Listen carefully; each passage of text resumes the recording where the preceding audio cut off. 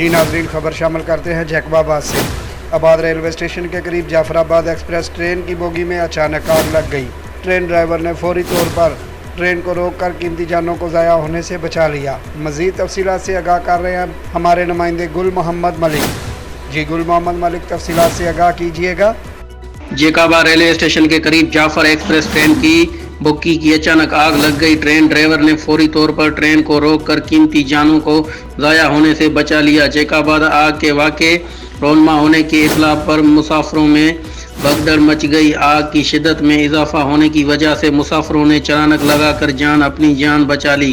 कोई जानी नुकसान नहीं हुआ। ट्रेन में आग लगने से बोगी में मुसाफिरों का सामान जलकर खासकर जैकबाबाद थाना पुलिस ने मुसाफिरों को फौरी तौर रेस्क्यू करके महफूज जगह मुंतकिल किया। जी गुल मोहम्मद मलिक, आपका बहुत शुक्रिया।